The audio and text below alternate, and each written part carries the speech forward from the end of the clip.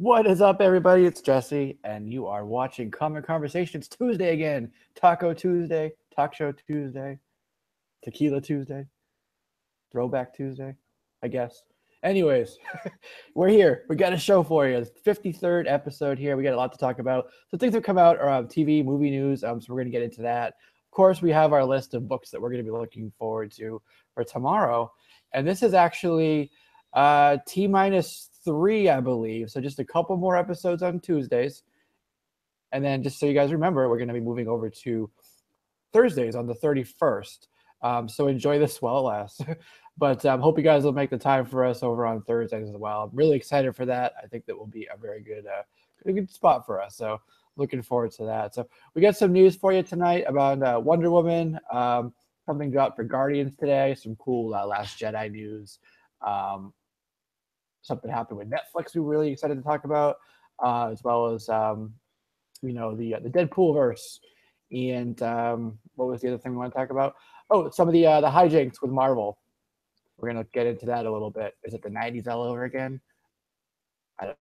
First, let's go ahead and catch up on some goings on in our lives. So, Edwin, we'll start with you. Just so the viewers know, Chris probably won't be joining us tonight.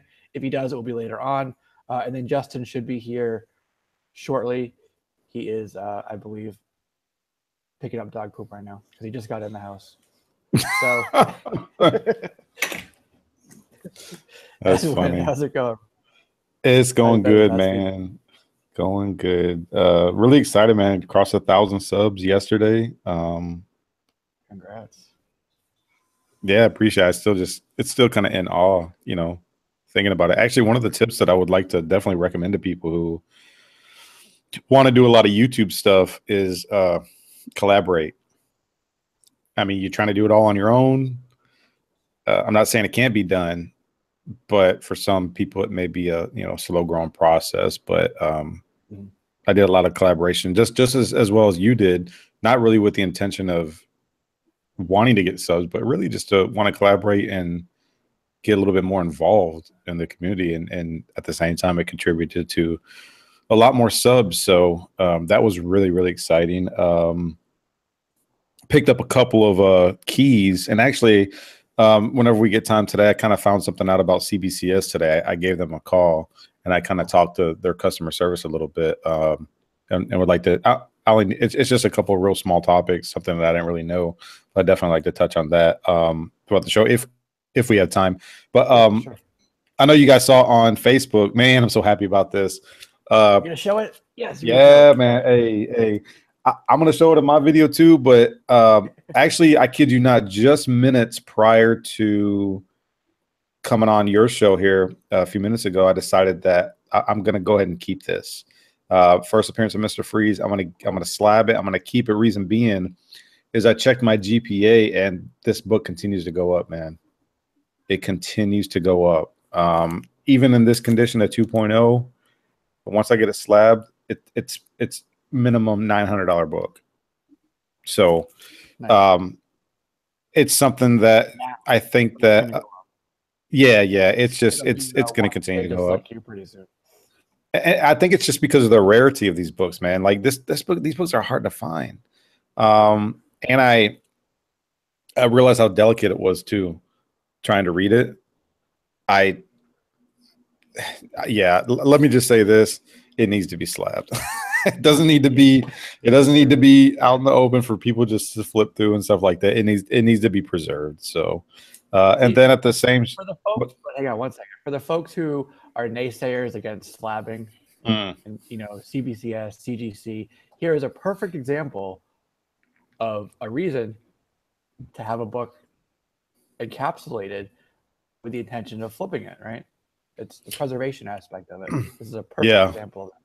Yeah, you're absolutely right, man. I mean, that's the thing about it. If I had Action Comics #1, I would not want that thing outside of some kind of hard casing or. I'd be so afraid to mail it away out of my sight. It's like, it's like, I mean, I know it's not good to think the worst like that, but you just never know. It's just being smart, being wise, I guess. And the other one I got from the same shop was this one right here, All Star number 158. First, First Power Girl. Yeah. This is actually going to be in my auction. I decided just to go ahead and throw it in.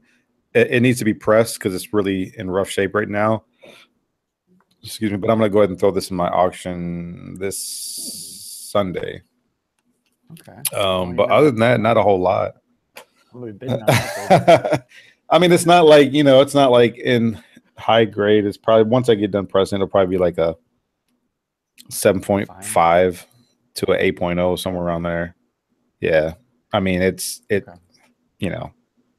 but I'm just going to throw that in there. But the thing I found out with CBCS is I found out that my membership had expired, and I tried to renew it, and I found out that each time you renew with CBCS, you get the same promotions as a newcomer signing up for the very first time. So you get your free, your free fast passes. You get I don't know, I think they give you like 2 free fast passes and some other benefits, which actually equal up to the $100 that of what it costs you to join CBCS at their bronze membership. So it's really just kind of a bonus. Instead of auto renew, let it expire.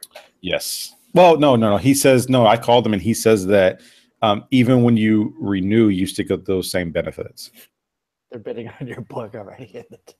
Oh my God, guys, it's not even pressed yet, man. It's rough right now. Trust me. Wow, you guys are count, guys. Yeah,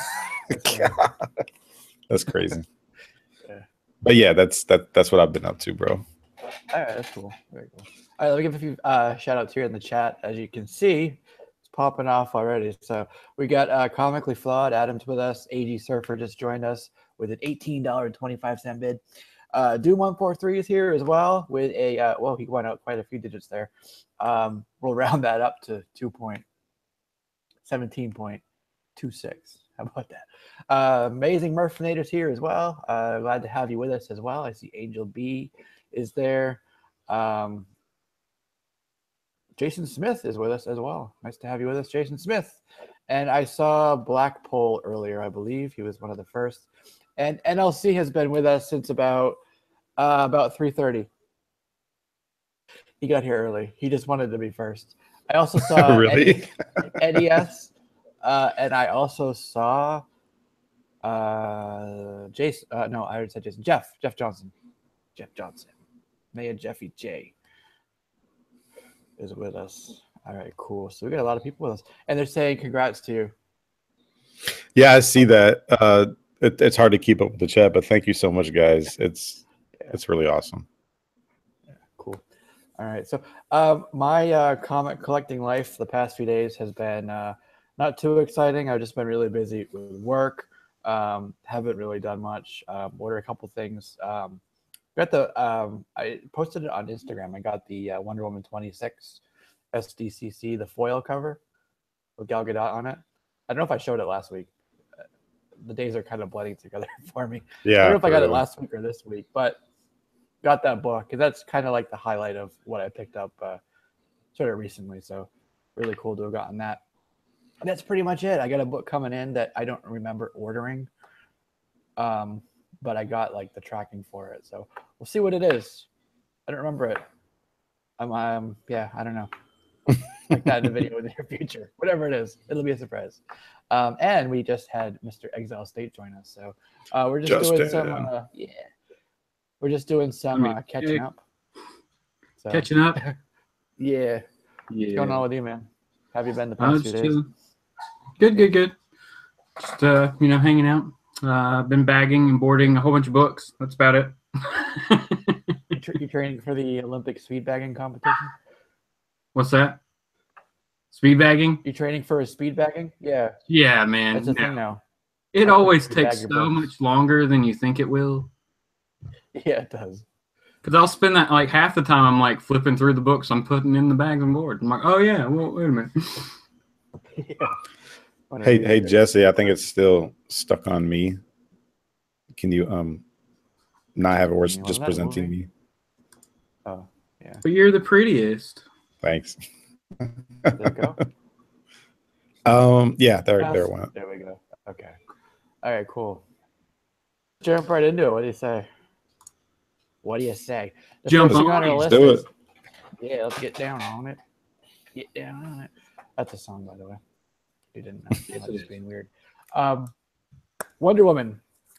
So a little bit of news with that. It actually crossed domestically the $400 million mark, which is phenomenal. That's really good. It's almost to 800 million worldwide. It's the third highest movie for Warner Brothers so far. But crazy. Cool. Yeah, that it's done so well. I actually pulled up a sort of breakdown that Forbes did, Forbes magazine. It was pretty good. They said it's the 27th cross that milestone in the United States. So that's really good. It's $1 million away from beating Frozen, and less than $3 million away from beating Spider-Man as well. So in terms of like female-led releases, it's only behind Frozen, Hunger Games, a couple others.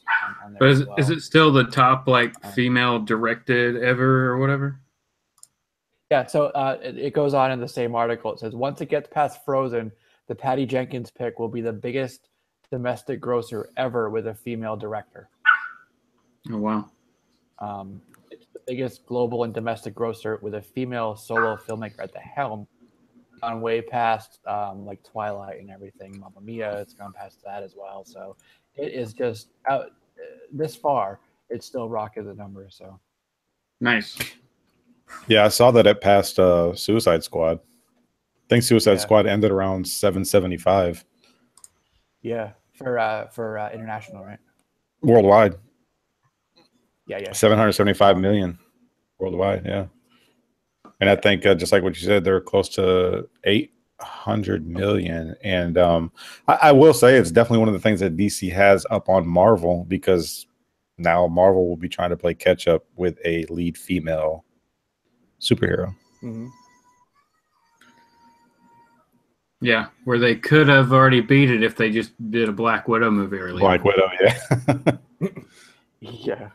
That wouldn't have been. That would have been more like a more intimate movie, I think, not like a big romp, like Wonder Woman was. Yeah. Well, Ghost in the Shell was a test run, wasn't it? Well, I mean, we had Catwoman in the past, and like we've had female movies, like female superhero movies. They just were kind of forgettable. Yeah, those were at a time when all of them were forgettable too. You know, like no offense, Justin, but Daredevil the movie. Did you like it? Ben Affleck's first superhero. Elektra. No. No, Elektra was bad. That got a movie by itself too. Remember? Yeah. Yeah, I don't know what they were doing. I remember she was like in a cabin by the woods. Yes, it was stupid. I remember about that movie. It was stupid. It was like she's on a retreat, or she was wanting out, so they sent everybody to kill her. You know, something like that. Yeah. She like made friends with a family. Like there was a cabin. Oh yeah, that was it. She was supposed to kill them. Family. Oh yeah, that's what it was. Yeah, that's what it was. She's been up there, made friends, and then received her like instructions of, "Oh yeah, this is who you're killing." Oh crap. Yeah. So, you know, unpopular opinion time. I actually enjoy the Catwoman movie. I'll admit it. I'm not gonna say it's a good movie, but I will say I enjoy it. Yeah, I mean that's the same way I am with Daredevil. Like, it was a Daredevil movie, man. Like when that came out, as a Daredevil fan, I was like, "This is amazing." Change whatever you want. It's a movie. I don't care. That's right. I was just happy that Daredevil got a movie. You know? Yeah. Yeah. Almost anything you got comic book related back then was a treat. Yeah, it was a treat because you just had Spider-Man and X-Men, and that was it. Yeah. At that time, there was a lot of first time for things. You know, like, you know. I mean, we've seen Catwoman obviously a few times in movies, but you know, a lot of first. It was all still kind of new, the whole superhero world at the time. But so Wonder Woman's been doing so well that she's kind of sort of being pushed up there as kind of almost like she's going to be the Tony Stark of the DCEU. There's actually talk now about her being in the Flashpoint movie, in the Flash movie. So that would be interesting. I found a little sound bite, so I'll read it to you. Gadot is also expected to reprise her role as Wonder Woman in the upcoming production of Flashpoint, which will be Flash's solo movie, but is also more of a superhero team-up featuring several additional superheroes. So that kind of makes sense, right? Flashpoint is currently scheduled to release in 2020. So we'll see Wonder Woman twice this year, meaning, what is this year? 2017. We'll also see her in 2019 and then again in 2020. See what I mean? So she's like, they're putting her out there as in all these movies. So that's an average for Wonder Woman of one appearance every year. And it means Wonder Woman could potentially appear in as many different films as Batman will over the next few years. Over the course of the DCU. So that's saying something. You know, they're really pushing her. I would say Gal Gadot is very happy about it. You know? Yeah, and she's young enough to where you can keep doing it. I mean, she's really young, very attractive, very beautiful, very, very easy on the eyes, I guess I could say. I mean, that was one of the things I heard mostly from a lot of guys, just she was very easy on the eyes. But like you look at somebody like Robert Downey Jr., who was already, you know, pretty much up there in age when he first started doing Iron Man, and now he's like, he's what is he, close to 60 or something like that? Something like that. Yeah, exactly. And that actually plays into something we're going to talk about a little bit later on too. So put a pin in that. We're going to come back to it. Okay, I'll stick a pin in it.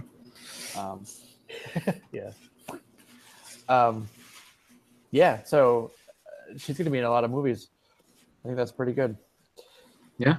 It also speaks to the tone and hopefully the sort of feel for the movies, you know, kind of going forward. I think that they're going to pull a lot that we liked about Wonder Woman, the movie, and definitely apply that forward. So that's good. Nothing but good stuff there. Chris would disagree, but yeah. That's right. He'd be like, put her in the dumpster with Affleck. And do what? Bring back Linda Carter? No. I think it's a smart move for him. So. Exactly. All right. So the other thing we wanted to mention, I should say, is that Guardians is out today, digitally. Nice. And then you have to digitally. for the digitally. Man, hey, digital HD. I'm so glad I did not. I was look, Jesse. Once you put that out on Facebook, I seen that, and I was literally getting ready to go to Walmart down the street and get my copy and be a little bit late for the show. I'm glad I didn't, because I've been there like, you know, where's all the Guardians of the Galaxy? And it's like it's so digital. Yeah. Oh man. Oh, okay. Yeah, digital HD. So that means in a couple weeks we'll get the physical copies. Yeah. I don't know. I'm not gonna buy a digital copy. I'd rather have a hard copy. Yeah, I'm not gonna get it digitally. What is like $20 digitally? Does anybody in the chat buy movies digitally right when they come out? I'd be curious to know who does that. No. See, you buy the Blu-ray or the 4K one, and you get the digital anyway. Yeah. You know, it comes with the code, so you can. Because they don't have digital 4K, do they? It'd be like digital HD, right? Yeah, digital HD. Yeah. HD. That file would be large if it was 4K. Yeah. Dang.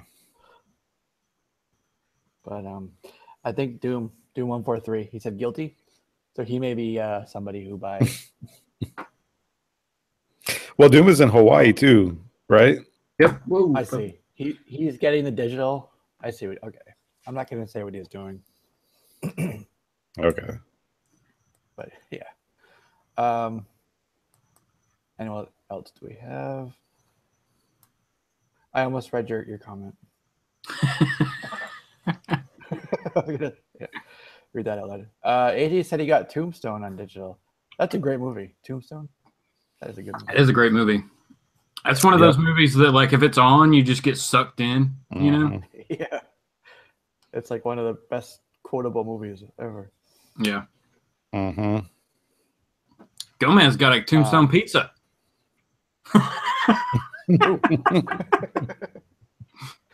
Kind Kind of related. Good job. Yeah.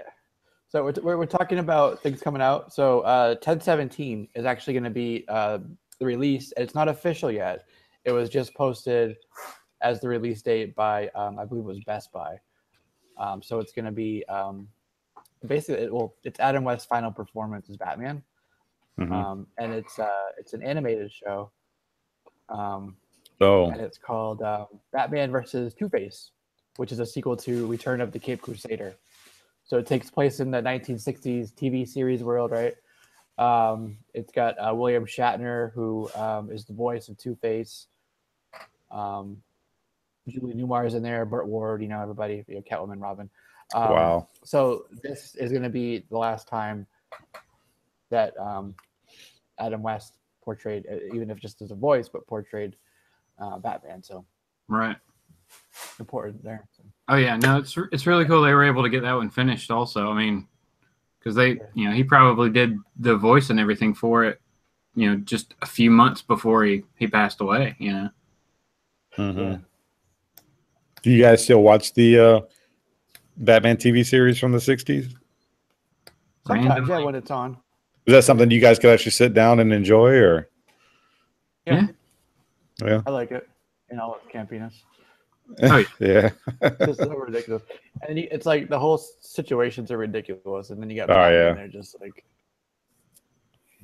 straight face, I just can't get over Adam West just I like it having no muscles, and I don't know. It's just maybe it's good when you're 14 or 12. Yeah, it is. Yeah, it's fun, like mindless entertainment,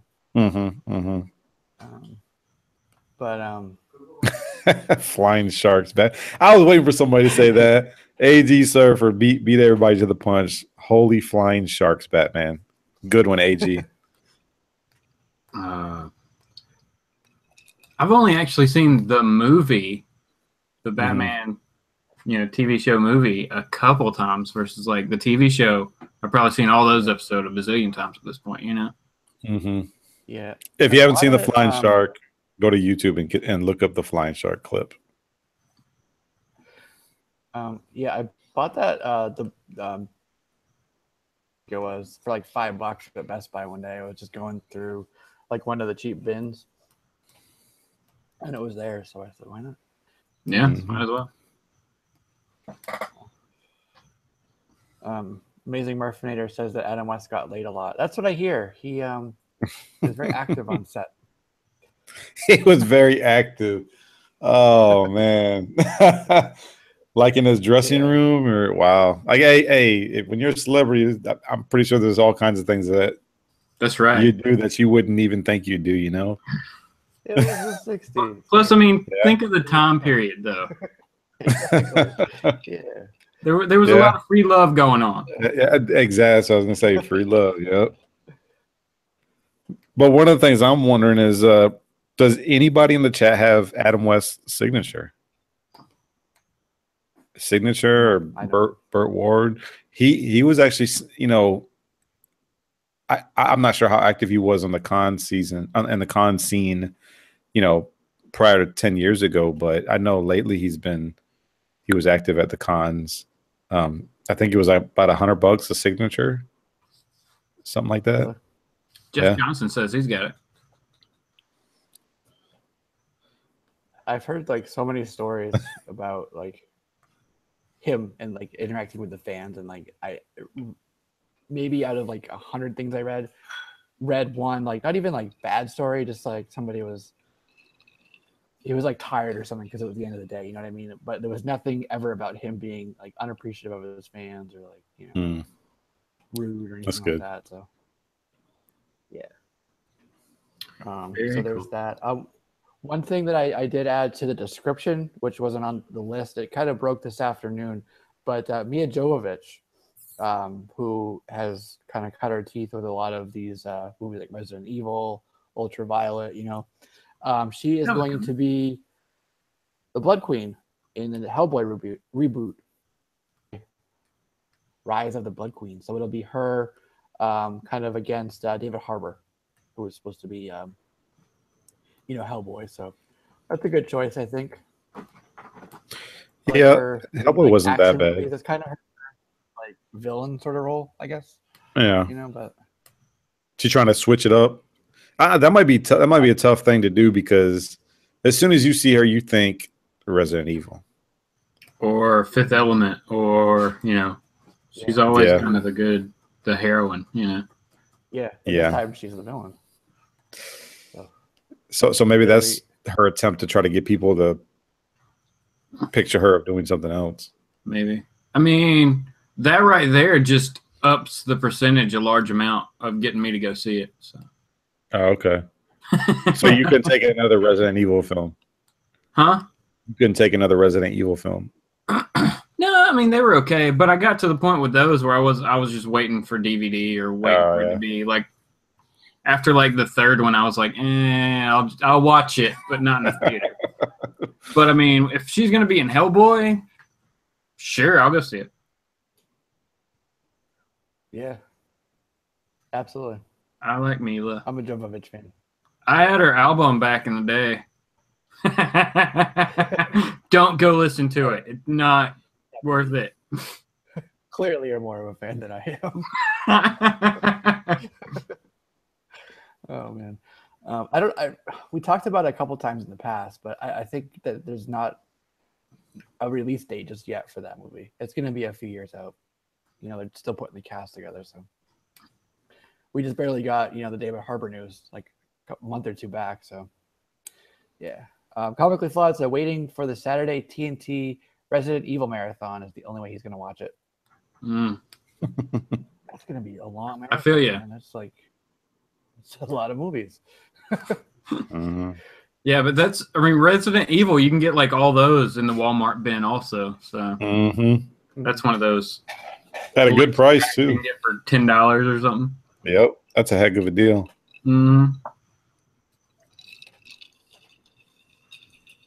But she needs to do something else. She needs to venture out and do something else. I mean, my God, she's been doing Resident Evil since what, 2000?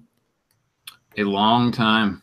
It's been it was either 2000 or 2002. So either way, 15 years. My goodness.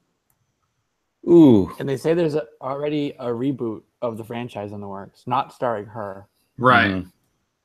Yeah, maybe, like Chris Redfield or somebody else from the series. But yeah, it made too much money for them not to keep going. So yeah. So definitely something to keep an eye out down the road. Yeah. So this might be something that I want to hear. Well, not mine. I do want to hear from the people in the chat or later on in the comment section. Infinity War is on the way, as we all know. Hopefully, we got to see the teaser footage. I know that here on the panel we got to see it. Pretty insane, pretty crazy. Over 60 characters are rumored to appear in the movie. All the different teams, superheroes, villains, everybody. So that begs the question, who makes it out alive? We were talking a little bit earlier. So Chris Evans was on for, I think, like 5 or 6 films.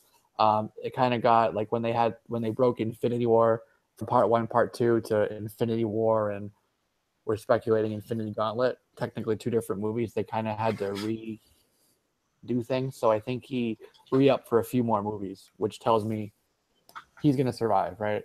And apparently what I hear is that very early talks, rumor mill type of stuff, but Captain America 4 is now on the table because he renewed. So that tells me that he makes it out alive. He would be one of the leaders for the Avengers. But what you were saying earlier, Edwin, about Robert Downey Jr. being older, my thought is maybe Tony Stark will be one of the ones to not make it out alive. So let me know what you guys' thoughts are on that. So who takes over? War Machine? Or I think it would just be a newer generation of Avengers, kind of led by they get a time displaced Tony Stark, who's younger. kind of like how they're doing the Indiana Jones. Just try to find as close of a Robert Downey Jr. lookalike as you possibly can. Yeah, or Sheldon, same thing. Yeah. I don't know, man. I think you're right. You need to go and see whoever's contracts are up, and that's how you determine who's going to die. Yeah. But that's the whole thing with the, the Infinity Gauntlet storyline, though, is like people die, Mm-hmm. Yeah. but before the end of the story, they are brought back to life. So I guess my question is, I feel there could be a lot of characters die. Mm-hmm. But they're probably just all going to come back in the second one. I have a feeling there's going to be a lot of deaths, and then boom, that's the end. Cliffhanger. Right. Mm-hmm. Everybody talks about who died for a year. Are they really dead for a year? Well, here's the thing that I find myself going back and thinking about. Light bulb. It's a Disney. It's distributed by Disney, right? Or is it a Disney? It's a Disney property, right? In a sense, right? Correct. Okay. Yeah. When I look back on movies like Pirates of the Caribbean, how many times have main and my God, what are they on, like 6 of those now? 6 pirate movies or something like that? How many of the main characters have actually died? You know what I mean? Because the reason why I bring that up is because Disney is not big in like killing characters and killing people, unless you're like just a background character, just like a nobody type of character. That's just not something that Disney movies have a reputation of doing, is killing characters. So I have to factor that in when I go into this. I think the best logical reason could be what Justin says, that maybe they do kill them, they do bring them back, but I just don't see a whole lot of killing going on with the Disney property. Here's Hey kid, is this your hero? Well, he's dead. Well, another way to think about it is look at the Infinity War Part 1 and Infinity War Part 2. The only movie in between those is Captain Marvel. Mm-hmm. So, and there's not I don't think there's a full year in between Part 1 and Part 2. So there's no other movies coming out in that time frame that could address what's going on, past, present, or future, other than what's besides what's going on in the Avengers Infinity War Part 1 and 2. So characters die. We get over to Captain Marvel. Kree Skull War is that. Boom, characters are replaced with Skrull counterparts, and you get into your Secret Invasion. Mm-hmm. Mm-hmm. So the characters come back, but they're Skrull replacements. Or they were Skrulls this whole time, and at the end we get the real heroes back from like a Skrull ship. Oh yeah. In the Savage Land. In the Savage Land. That's right. That would be messed up. A lot of theories there. Yeah, I mean, we're different. I feel like there's going to be mention of Skrulls for sure. Mm-hmm. Just because we know Yeah. that they're going to be in Captain Marvel. Yeah, James Gunn was talking about he actually already wanted to use them. Marvel said, like, go ahead, but it didn't fit. He wanted to make a couple of the Ravagers Skrulls. But it didn't work out for whatever reason. The other thing I was thinking, if you saw the teaser footage, or the leaked footage, I mean, Spider-Man was looking pretty beat up there. Yes. If he Kill him off already? Yeah, then they don't need Tom Holland to tie Well, I mean, the MCU anymore. Well, I mean, think about it though. Like, everybody should die. Like, we've got pretty much, like Thor, Doctor Strange, Captain Marvel if she shows up, Hulk. Maybe those are the only, 4 or 5 that just wouldn't instantly die when Thanos stepped onto the field. Mm-hmm. Because everybody else is pretty much mortal. Yeah. Yeah. There was that one scene where he was walking through the field and you saw like Cap's shield and you saw Winter Soldier's arm, right? The silver arm and stuff. So he's just not having good luck if it gets ripped off again. Yeah. I would just leave it off this time. Right? Oh, man. Or leave it like in a backpack. Right. Oh, got an extra. Or it should be like Cable, Cable, if his arm gets cut off, he can just like put it back and it reattaches magically. My GI Joes could do that. Yeah, Like pop the arm back in. Yeah. I think it's anybody's guess, man. It's anybody's guess. I still have hopes that if somehow, some way, Marvel or Disney got their hooks back into Doom or the Fantastic Four, that they just throw Doctor Doom in there. Yes. Or Silver Surfer. That would be awesome, because so far, for what I've been reading, those are pretty prominent characters in that story arc. Yep. Yeah. Also Nebula. I'm interested to see what they do with her. Mm-hmm. Yeah. It's definitely not going to be exactly an exact interpretation, right? Right. But you just kind of hope that they like throw like pieces of the story in there, you know? Yeah. As come as close to it as possible. From issue 5. Yep. Yeah, exactly. But then again, regardless. Go ahead. No, go ahead. I was just going to say, it'll be good, whatever they do. Oh, yeah. But I mean, based upon what we're just saying about characters they don't own, it has to be different, because Silver Surfer is a key part of the Infinity Gauntlet. You know, so even though he only like what he does only takes like a panel, he's still like in it a lot. Yeah. So still important. Yeah.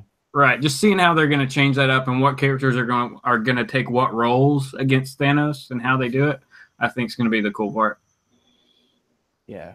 See, I like this. You know, some people complain, "Oh, this isn't exactly how it happened," but you know, you go into the movie and it's not exactly like it. So once again, with the story, you don't know what's going to happen, right? There's still a lot of new surprises to unfold for you. So I really like that aspect of it. You know, going to the movie and being surprised, just like, you know, reading through that miniseries for the first time, or, you know, whatever it was. But to me, that's a great thing.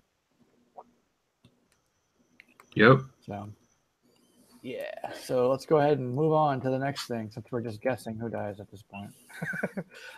So I don't know, how closely you guys follow the news for Last Jedi, the next Star Wars movie, obviously.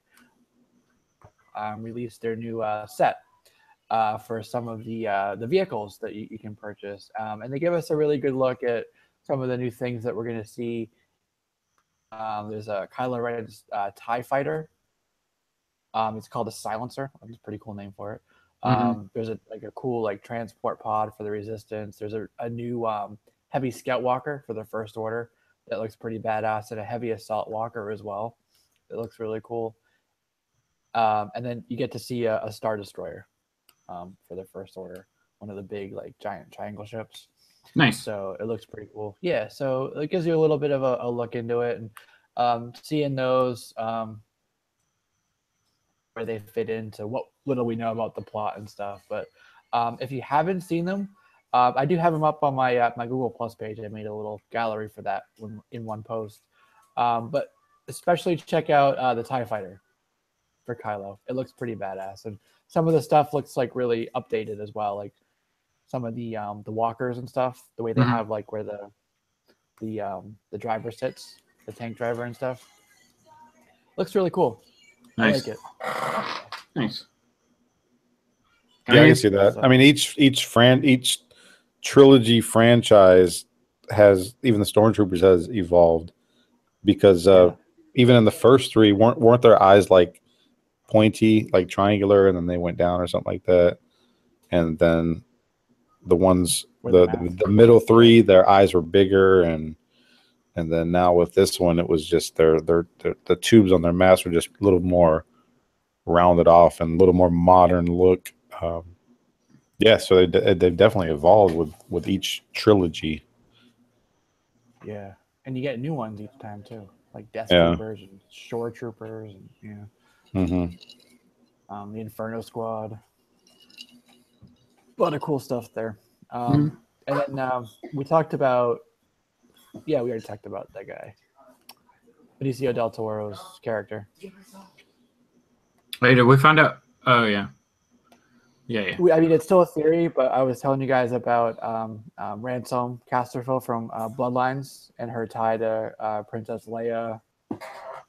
So this movie kind of aligns because what these movies are doing is each one sort of like follows plot-wise with the first trilogy. Mm-hmm. So this movie lines up, like if you notice with The Force Awakens, and a lot of people said it, but it's like, oh my God, this is A New Hope all over again. And that was sort of by design, right? You get this lady in the desert, you know, kind of like, you know, out there, just being grounded, and all of a sudden she gets swept up into this battle, and boom, you know, Force sensitive, and get a lightsaber before you know it, and she's fighting the big bads in the universe. That's right. That's A New Hope. That's also TFA. So this movie kind of aligns, or is supposed to align with Empire Strikes Back, and that overall plot that movie did. So if you think of it that way, Del Toro's character is going to be, his version anyways, will be Lando. So if you think about what Lando did in Empire, you can kind of what may happen with this character. Oh, right? no. With the double cross, so then he gets redeemed and all that. So there you go. Ugh.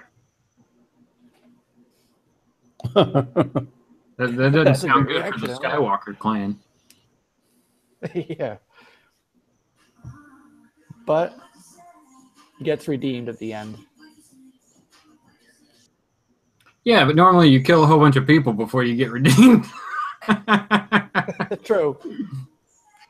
Sorry I wiped out your rebellion, but I made good at the end.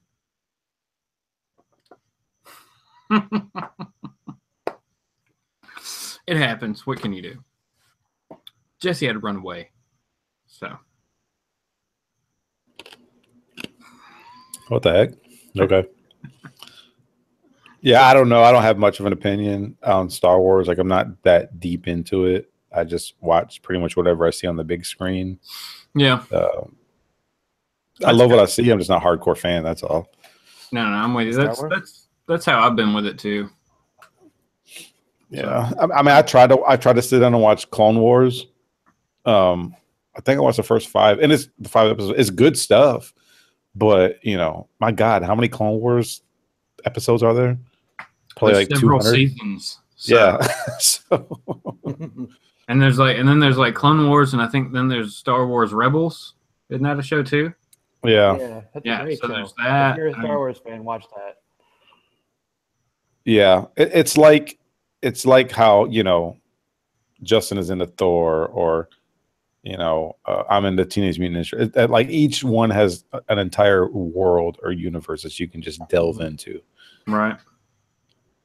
Very true. Is I'm into all of them. Right? Oh no! You got your hands full. I'm trying to I got too many expensive hobbies. Yeah. Right? Yeah. No, seriously. Like, what did I do to myself? Mm-hmm. I hear you. But yeah, Rebels is a really good show. All right, cool. So, I will watch it at some point. And it's all canon too. So what happens in there is part of the new canon. You know, nice. The new canon.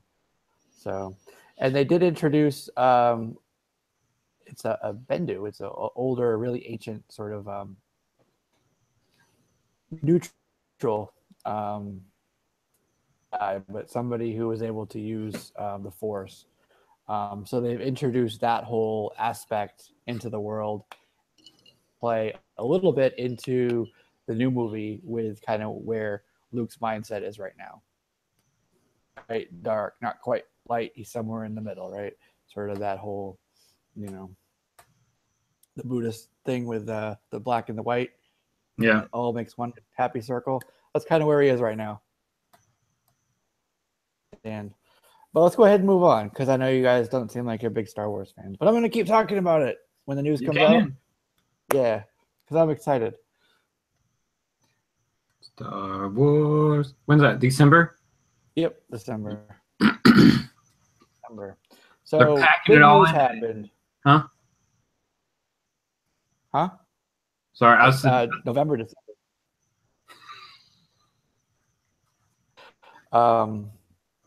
We're going to talk about is something huge. It's big that dropped very soon. But we're going to back up a little bit first.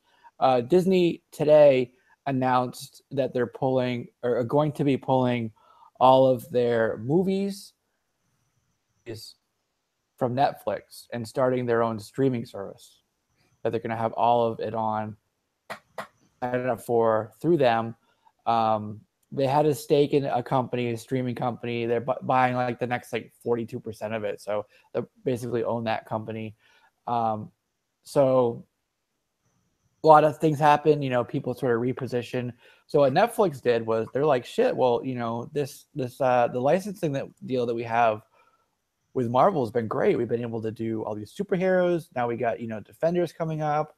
We got all of the movies up there. So this is good for us. It brings us a lot of viewers. So what can we do? We need to have our own superhero world so we can continue making now, you know, unique properties. So what they did, Mark Millar's company, Millarworld, which is huge. Yeah. I mean, that there's a lot there that they can, you know, cover. You know, Millar is responsible for a lot of things, really. Like, I mean, he gave us the story behind Old Man Logan. We got the Kick-Ass story, Wanted. Kingsman's coming up. That's his. You know, there are some other things that they could do. I don't know. Help me out with some of them. Empress would be cool. Reborn. Jupiter's Legacy, just to name a couple. So there's a lot there. A lot of creates a book or a story. He said it in interviews many times. He kind of has in his mind the idea of it being adapted. So he creates it with an easy adaptability sort of built into it. So it's perfect, you know.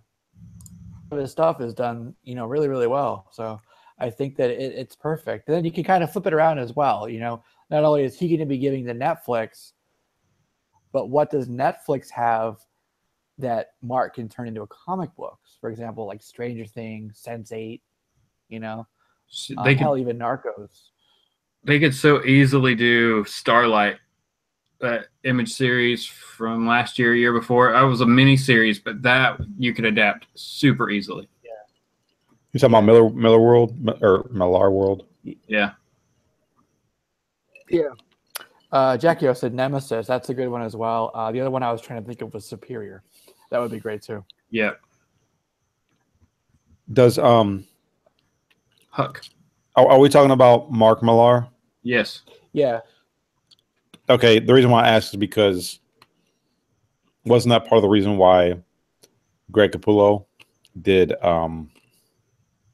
that series? What was it called? Reborn. Reborn. In hopes to get some kind of movie deal or whatever. Is this like just the substitute for that to just do Millarworld? Well, that encompasses all of his properties. Okay. Yeah. Okay.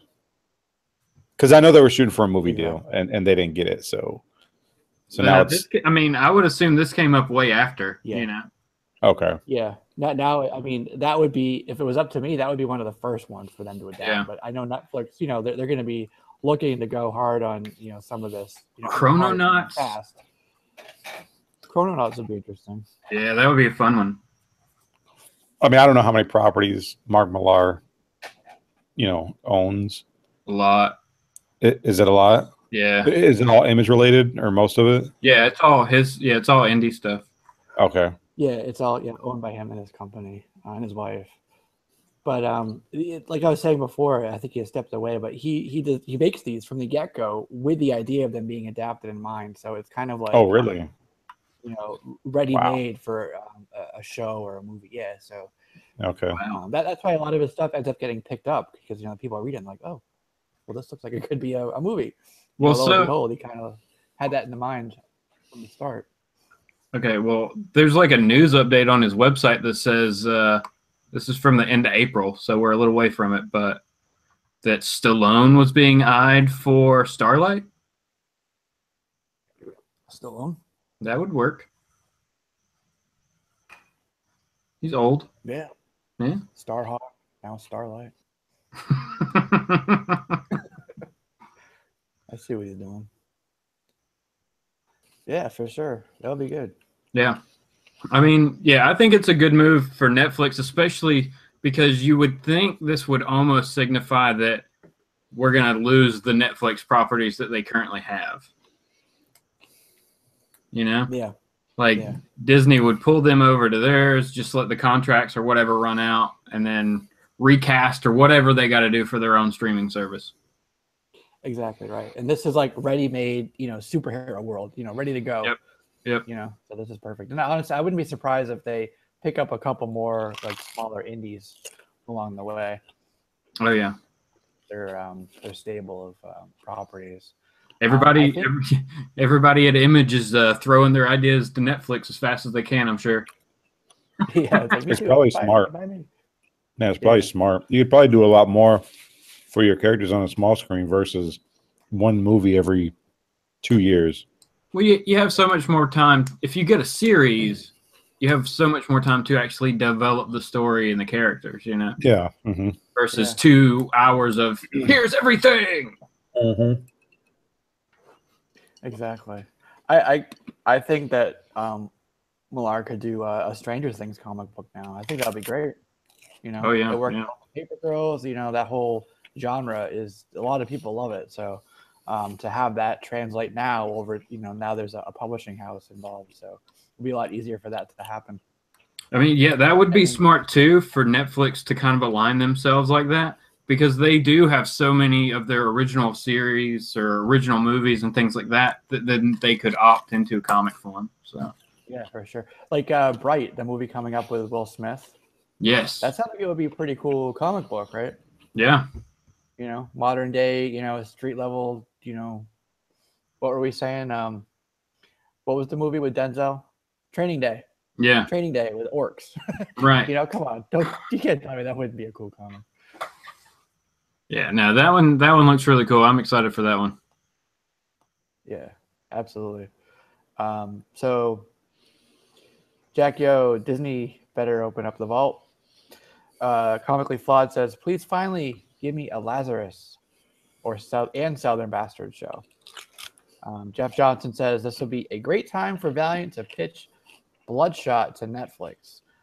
They're tied up right now with Sony. So that's going to be through Sony, yeah. So, Seeking Your Man Comics, nice to have you here, man. Someone please make Sandman. Even Saga would be awesome. Yes, yeah. Sandman would be cool. Like Death, the High Cost of Living, like that would be a really cool one. Yeah, imagine the budget. I just don't see Saga ever getting made. Brian came on said he doesn't want it to be made. Well, like, it would be. I don't want it. No. It would be a challenge to do that movie. Well, he said that he only had. Yeah, he said he only had 2 directors if he did it. He only had 2 directors that he would want to do it if he did it, and if they're not on the table, they're probably not going to do it. Yeah. Angel B, 7 to Eternity would be an amazing show. Yeah. Yeah, man. That would be. That book. Yeah, that's a really cool. I love that that series so far. Just happens to be right here. Issue 8. Yeah. Yeah. Yeah. So yeah, like we're saying, a lot of stuff there. Did you guys like the Kick-Ass movie? Yeah. I didn't watch them. I watched the first one. The first one, yeah. Mm-hmm. But yeah, I mean, I liked it for what it was. I have not read any of the Kick-Ass comics though, so. Yeah. It was cool. The second one, not so much, but the first one was pretty cool. I liked it. And I'm definitely looking forward to the upcoming Kingsman movie. Right? That looks like a lot of fun. So. Yeah, I heard that first one was really good. For Kingsman? Yeah. Oh, dude, it was awesome. Yeah, you gotta see it. It was like James Bond, kind of like that whole movie feel. But yeah, James Bond, a man from U.N.C.L.E., mixed in with like some superpowers and a lady with like knife legs. Yeah. And Sam Jackson with a really funny accent. So yeah, check that movie out if you haven't seen it. I recommend it. Okay, so we have a couple more comments. Jackie said Headlopper, so we're going through all the image titles right now. Comically Flawed, Why the Last Man would be good. Chew would be a great one. Which one? Shoe. Yeah, yeah. And that one, you wouldn't need a ton of special effects or anything. That's true. Yeah. So if Jeff said Ava and Ada. What about Does he Wicked mean and Alex Divine? and Ada? Yeah, I think so. Wicked and the Divine. Oh yeah, I'm surprised. Like I heard rumors about that one being made into something for a while. I'm surprised it never did. I think it would be gobbled up by the TV audience. Property gets like optioned, whether it moves past that stage, that's like, Yeah. Who knows? But you hear about it all the time. Oh, that got optioned. This got optioned. One of the things, I think we had it on the list. Do we have it on the list? 8. What is 8? Cowboy Ninja Viking? Yes. Cowboy Ninja Viking. That's the perfect time to talk about it. They locked in a time frame for a release for that. June of 2019. That's been on the table for a while. So we're talking about like opted. It was originally supposed to be through Disney. Disney was going to do it. They deemed it too dark, for their demographic. So Universal picked it up. This was like 5 years ago. Chris Pratt was tied to it at the time. So he's been tied to this for a while. And all along he's been saying, nope, still happening, still happening, still happening. So there hasn't been a whole lot of news on it until now. We finally get, and that's pretty huge when they lock in a date. That means they're things are moving forward. They're committing to it. Right. Cowboy Ninja Viking. Pretty cool, about this guy that like in the future, right? And there's these people with sort of multiple personalities. So he's got three personalities. One's a cowboy, one's a ninja, and one's a Viking. And they kind of, they have their stories. I mean, just that basic setup sounds pretty cool, right? Good combo. It gets your mind going. Yep. So I think they go out and they start like, killing people. Nice. Doesn't somebody like that belong in a psych ward? We don't have those in America anymore.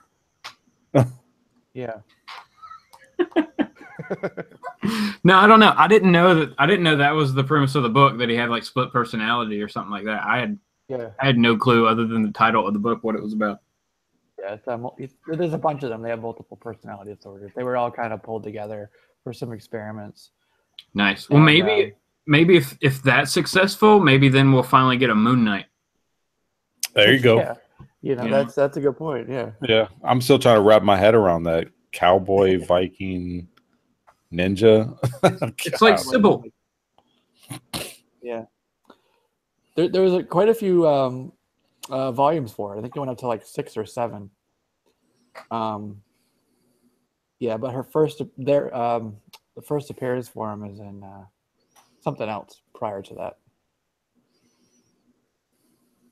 So, yeah, big news there. So we jumped a little bit ahead, I think. Did we? No, we didn't. Let's go ahead and talk about something that we saw. I think it was today, or was it yesterday? Yesterday. Right? Yeah, yesterday. Ryan Reynolds put up a little picture, shortly followed thereafter by Rob Liefeld, of Cable. So we got a really good first look at Thanos as Cable. So last week we were talking about Domino and Zazie Beetz and everything. Now we get to see Cable.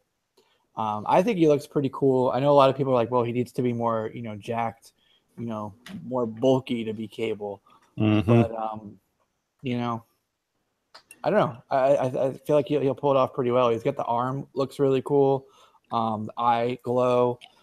His loadout is pretty cool with that Chris Vector. That's kind of like all like Hollywoodified. Those don't look like that. It's got like a M1 buttstock and an M203 grenade launcher, and it looks like a muzzle brake from like a 50 caliber Barrett or something. So they just kind of like mashed all this stuff together into the Chris Vector. But it looks pretty cool. And if you look really close, he actually has a dial for a guitar on it too. So. Oh, nice. Yeah, it looks like he's got like power cells or something, like it's lit up. So that was cool. Yeah. I'll be interested. Go ahead. I'm thinking it's definitely not tech from the future like we're so used to seeing Cable with.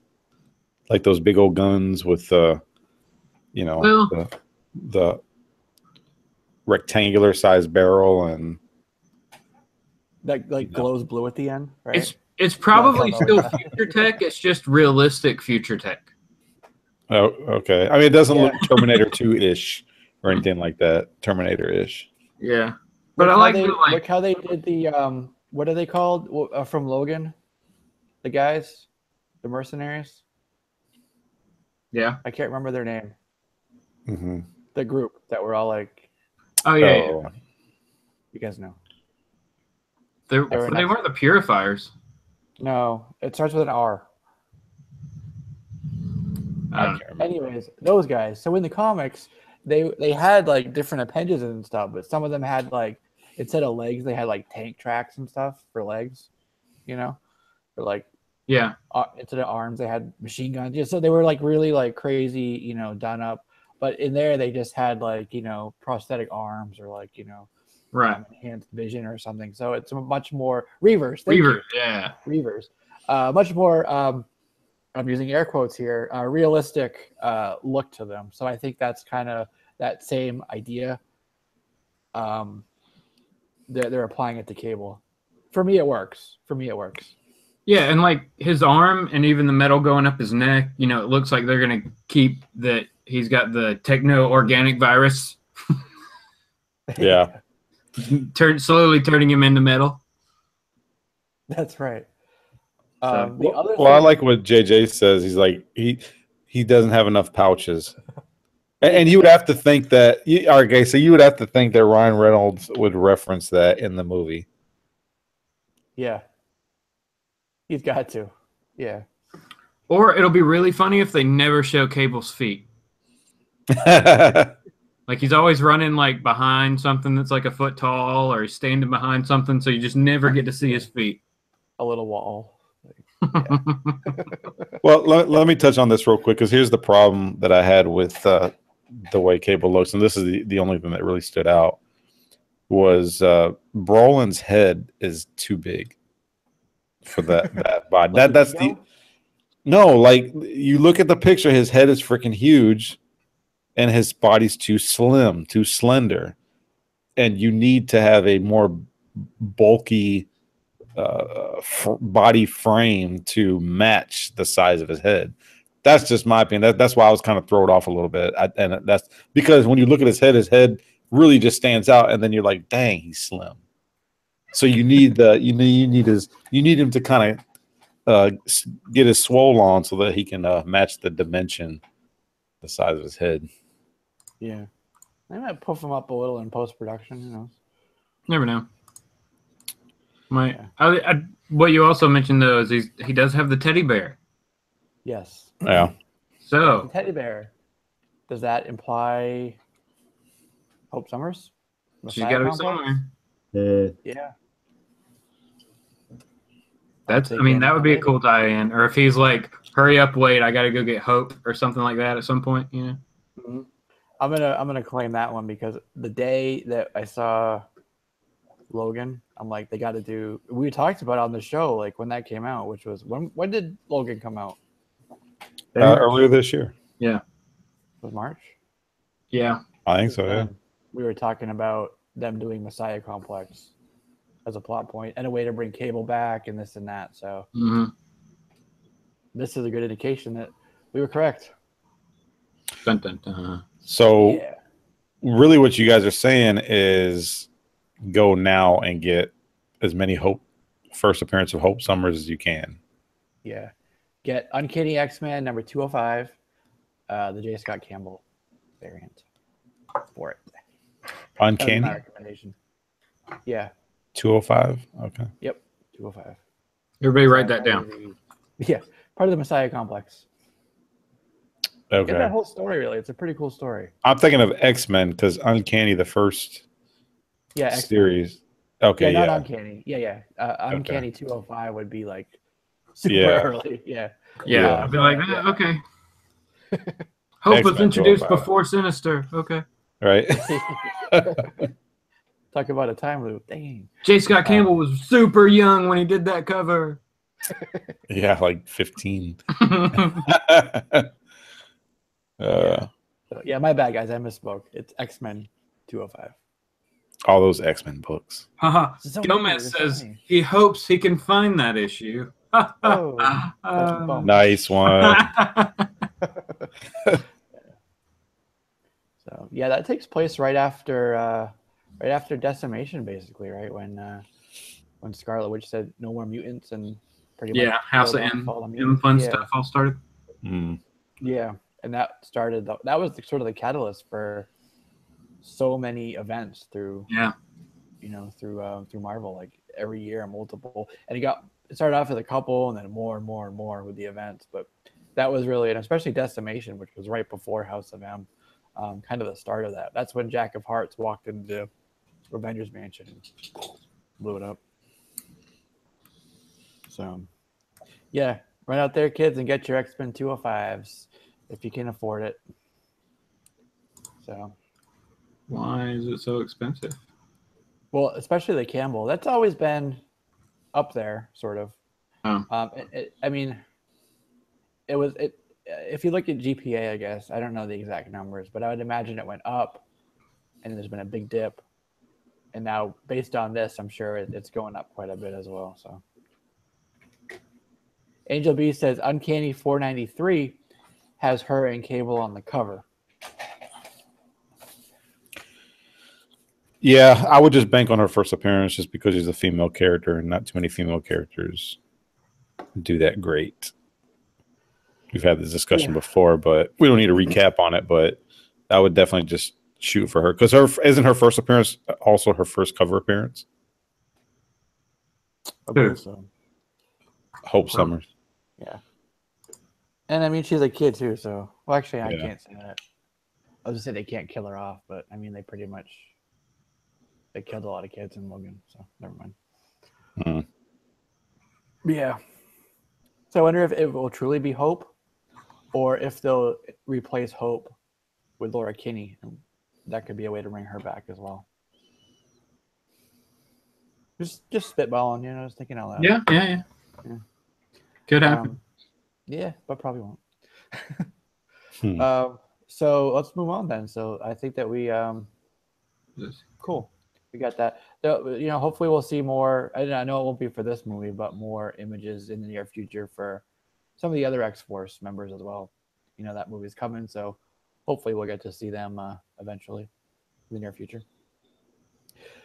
So Gimmicks and Marvel Hijinx. So as you know, I'm sure you all know, everybody here with me and everybody in the chat, the legacy issues coming out are actually going to have the regular cover and a lenticular cover as well, right? We'll talk about that in a second, a little bit more, but also, you get DC coming up with the Oz effect through action and stuff. That's going to have some lenticular covers. I think there's a Dead Man book coming up with a glow-in-the-dark cover. So they're really kind of getting back more and more. I mean, it started with a couple. There's always been some lenticulars, even back to, what was it? Future's End, I think, had a bunch of lenticulars, right? But yes, it did. That Villains Month. Exactly, right. With like the 23.1 and stuff, right? Right. Yeah. But now it seems like there's more and more. Like even in the next couple months, there's just going to be a shit ton of gimmicky covers. So one thing that DC is pretty good with is it's order all you want basically with DC. You get your regular, which is the $2.99, and then you get like say the lenticular, which will be an extra $1. So it's a $3.99 cover. Plus they have returnability for them. So the shop orders some. They have that clause in there where they can send some back, and that helps recoup some of the costs, right? Because a lot of people maybe won't buy the lenticular because it's an extra $1, depending on budget, whatever, But with Marvel's different. Marvel is different. Actually, let's talk about some of the indies too. They're doing some of the gimmicky covers. I mean, look at even tomorrow. We'll talk about it in a second. there's another book coming out, a retailer appreciation book with the gold on the cover, the gold foil, right? So even they're kind of into that as well. And then we just saw like the Spawn book with the foil and stuff. So it's not unique to the big two by any means. But with the Marvel books, I mean, you got pretty much all of their books coming up are going to have some sort of gimmicky cover. And they have a bunch of requirements that, each of the shops have to do. They have to order a certain percentage, 150, 100%, 200% of a prior issue to be able to qualify or to unlock the lenticular cover. They're not returnable, and they're going to be the same price as the regular. So you go to the shop, you're going to be forced to buy a bunch of the regulars, way more than you would have. Say you wanted 4 copies of Deadpool. Now you have 8 copies of the regular, and it's sitting next to the lenticular cover, which is the same price. Everyone's going to go buy that. It's the same price, or most people. So people don't care about those. But that's going to leave the shop high and dry with a bunch of copies unsold. Yep. Granted, Deadpool is probably a bad example because those probably will sell out. But there's a bunch of titles there, and we could go through the list, but there's a bunch of titles there that really are not. They're forcing the shops basically to buy way more issues of things than Comically Flawed says shenanigans compared to the gimmicks. That's good as well. Yeah, what are your thoughts on that? I know I kind of just sort of went all over the place with what I said, but no, I'm trying to think what came out that shops just didn't buy a lot of. It was something Marvel related. It was a reboot like a year ago or 2 years ago. I can't remember what it was, but a lot of shops just didn't order a ton of stuff because, just like what you said, they don't want to be left high and dry with a bunch of stuff that they can't sell. So I would be very interested to see how this turns out. I see the same story. I see the same thing happening. I don't see a bunch of shops buying hundreds of copies of particular issues just to get a lenticular or whatever the case. Especially not like, I mean, you can just tell at my shop, their Marvel books aren't moving as fast as they used to. Like the stack of them will just sit there. So I think it's even more so a risk for them to grab those, knowing that their customer base for the Marvel books has kind of diminished recently. Mm-hmm.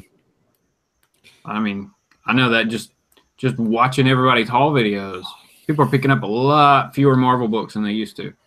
So it's a risk that they're going to buy those and have to sit on them, Mm-hmm. I think because it is a risk, a lot of shops are just going to be like, nope, we're just going to order what we normally order of the regular cover. Yep. And that will be it. So.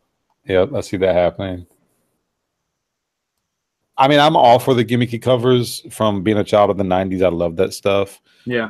One benefit I can say about those type of books is if you're going to get them slabbed, you're looking at probably 9.8 minimum. Because a lot of those, even the Villains Month, I saw plenty of them in the 9.9s and 10.0s. Yeah. So take that for what it's worth. If that's the route that you're going to go with that book, that's probably one of the few benefits that lie with the gimmicky covers. With the thicker covers, right? Yeah. They hold up better. Yeah. So they're still talking about the Hope spec in the chat. And Doom, actually, I think it was Doom who brought up something. Back to the Deadpool at the beginning of Logan. Yeah. When he was in the booth, it actually said Hope on the phone booth. Yep. A little clip there. Mm-hmm. So I remember that. Forgot about that. Cool. So. It's something that needs to be picked up anyways, because Cable is involved now. And who else has ties to Cable? Strife. Well, that's the same book, pretty much. New Mutants 87. So Strife is gonna, come along probably eventually. I mean, I would think, and maybe even Mr. Sinister if they come around and do that. Yeah, well, that's what we got in Apocalypse was the Essex Corporation. So. Yep. But I don't think Apocalypse did. I mean, they're going to do another X-Men movie, but they've already kind of set their sights on another Phoenix. Movie. So, I mean, how does Mr. Sinister fit into all that? I don't know. Yeah, I don't know. I mean, it's gonna be like Shi'ar Empire and stuff, the Landra, and all that. I hope. That'd be cool. I hope it is. Yeah. Take the X-Men to space. Yeah. Well, they were looking at oh god, what's her name? The lady from Zero Dark 30, Jessica Chastain, as Lilandra. And then there was talk at the time. I don't remember if that's still something, but they were talking about Angelina Jolie as well. For that role as the Lilandra. I could kind of see that. So that would probably work. I mean, I wouldn't complain about that. Right. Yeah. She's just going to go ahead. No, go ahead. I was just saying, like, she's not going to have to do a whole lot in the movie other than, like, swoon all over Xavier. So. Yeah. What they could do is come back from space after the movie, and there's Cable, and then they get into Executioner's Song. And see, that's what I would love to see is Executioner's Song. Yeah, I love that. That was like my favorite story arc. That was like right at the height of my like early teen collecting was Executioner's Song. So that story is got a special place in my heart. Executioner. Yeah, there was actually no song. No, right. But there were some cool collector's cards. Yep. Yeah. Yep. That would be cool. That would tie in Cable. It would tie in Strife. It would tie in a lot of stuff. Yeah. Yeah, maybe they do Apocalypse right. Those are dollar bin books too. And then you got to get Strife's Strike File. That's part of it. Yep. Who knows? I'll be down. My LCS actually got a huge collection, and a part of that collection was like one of those Venom 3D hologram cards from back in the day. That was like a $50 card. Mm-hmm. And he says that card still demands, $20-25.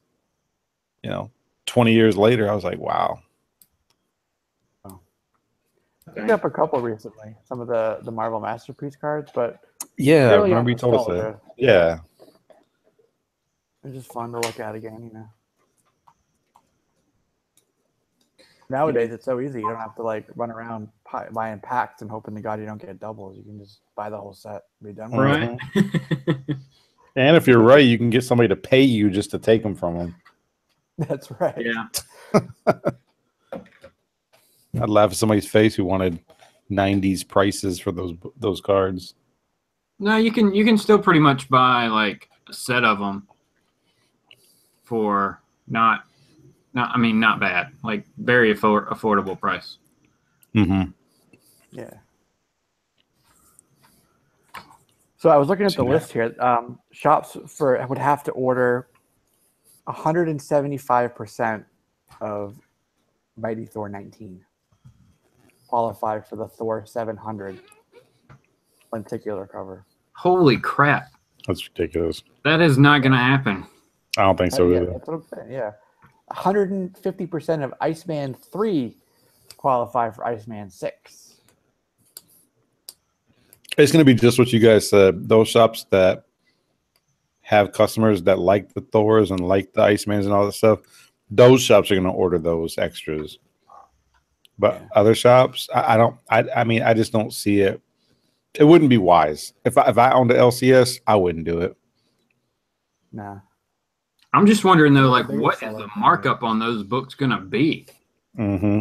Like, they're going to be expensive from the get-go. Like, yeah, if I got to buy 100 extra books or whatever, 40, 50, whatever, best believe you're not going to get this lenticular book for $5.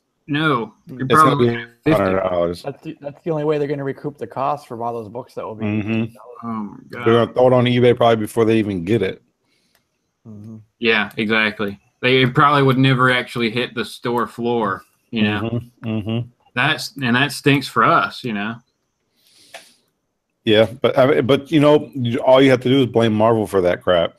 Oh yeah. That's I easy. wouldn't blame the LCS. Now that Jesse's telling us this information, Mhm. I couldn't point my finger at the LCS for that. No. No, this is Marvel. They're sticking it basically to the shops. Like they're forcing them to buy all these extra. Yep. Iron Man, they have to buy 200% over Iron Man 7 to qualify for Iron Man 593. But it's always been like that for variants. They have different ones. They have the ratio variants, and then they have the percentile variants. Like this, Oh, yeah. you have to order over to unlock the incentive cover. Comically Yep. Flawed said the Marvel and Legacy lenticular set can be had at Frankie's Comics for $95. Ah, there you go. See, that's an advantage with the online shops because they don't. They order like pretty much the variants, you know, like much smaller amounts. So for them to order like 150% over something isn't as much as your brick and mortar shop. So you know, they have, in my opinion, a huge advantage in terms of, you know, programs like this. But it's crazy. Marvel is pretty much the only one with you know, you need to be like a, you know, I don't know, a math person to do this. But we're talking about the other ones where it's like, you know, DC, it's order all you want. Here you go. Here's some covers. It's $1 more, but, you know, order what you want. Right. And if you don't sell any, you can send some back to us. Yeah, which is a great business move because I remember now correct me if I'm wrong, like I remember one of the books I really wanted was a J. Scott Campbell variant, and it had like Silk and Catwoman on the cover. Beautiful cover. Was that like one per store, or was that like one for every like 50 or 100 issues of Spider-Man that you bought? I'm trying to remember the cover. Is that typically how J. Scott Campbell variants go? His are usually either store exclusives or ratios. So you'd have to order 50 of the regular cover to get the one copy of his cover. Or Yeah, see, I can't remember. He's just one of those ones that I know my LCS only got like one, and of course I didn't get it. So his Secret Empire ones are at 1 in 50s. So they'd have to get 50 of Secret Empire 6 or whatever to get one of his books. okay, 50 copies. Yeah, and that stuff is already sold. I mean, before I even walk in the door. Oh yeah, I mean those. Most people aren't going to be looking for those, so those are probably going to be like spoken for a day or a week, or you know, when FOC rolls around, somebody with a pull list is already saying, you know, I want that book. Yep. Yeah. But out of like, I'm looking at all the lenticular covers right now, and I mean, I really only want the Thor one. Of course you do. Well, I'm just saying, like, they look good and all, but if they were sitting on the shelf at the store, I would probably still only get the Thor one. So yeah, that's probably going to be something you're going to need to look to, like Midtown or DCBS or something like that. Everybody should just throw in, and we'll buy this set, and everybody gets to pick their book. We'll divvy out the rest. Comically Flood's at 29 books for $96. As you mentioned through the Frankie's. Yeah, so it's still less than the normal for that. They can afford it though. They have a lot less overhead with it, you know. I got the solution. They don't have to... I got the solution. ETA Nick was talking a little bit about that a video or two ago. Just wait. Yeah. Just wait. If it comes out tomorrow, do you really need to have it tomorrow? Just wait 2-3 months. You'll get that book for $5, $10, $20, whatever. Yeah. Just wait. Because what was the example? I don't know if you watched it, Justin. He talked about the Rhodey. First was it James Rhodes? Yeah. He got it for like $14 with shipping, and like people on eBay are asking like $100 for that book. Mm-hmm. And he's a B-list character, B-C-list character. Right. I mean, I agree. People are. It was that video, but he compared the BC characters to the villains. Yeah. Yeah. Yep. So just wait, people. Exactly. And guess what? For the folks that make YouTube videos, it's okay if it's not in your next haul video. You know, it's okay. We'll let it slide. No. Yeah. Gotta have it. All right. Jeez. Yeah, it's okay. Comic crack for real. There. Yeah. I don't know. We'll see how it works out. I'll say it's a bad move, but Totally Awesome Hulk 100%er. So that one, to be able to get the Hulk 709 200% over on Hulk 20. So I don't know, a whole lot of people who are reading still. Correct me if I'm wrong there, but 200% on that book is, to me, seems like a hell of a lot. yeah, for Hulk, when have y'all, like, I have yet to hear anybody say anything good about the Hulk Generations book that came out this week. So that doesn't bode well for Hulk books. You guys just made me go look up the we're talking about all these variants and store exclusives. I had to go and look up that Spawn Thanks variant that came out 2 or 3 months ago. Yeah. Because I pay pretty much retail for it, and I don't usually do that on a book, let alone a variant. But it's still holding its value pretty strong. I mean, the lowest I've seen that book is $89 plus shipping, and I'm seeing it sold as high as 150 raw, 130, 125 raw.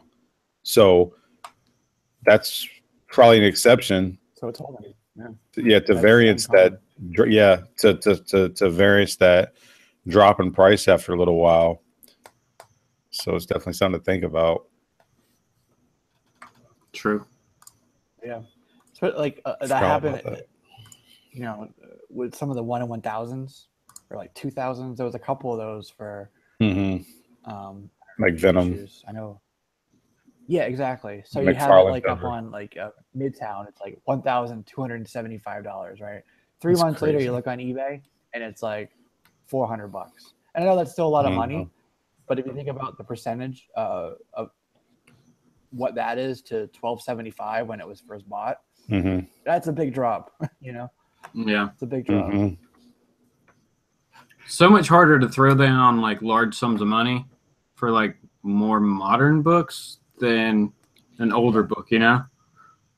Like if somebody's got, well, this is just, it's a variant and it's a super ratio. I'm like, yeah, that's, but I can get like a whole bunch of older books for that price, you know? I'm looking at the, you know, and go ahead. Since Jesse brought that up, I'm looking at the Venom #1, the black and white McFarlane variant, the one that has his very first cameo appearance. That book is still about a $200 book on eBay. I can't believe it. $169, $194. Wow. Darkhawk #1.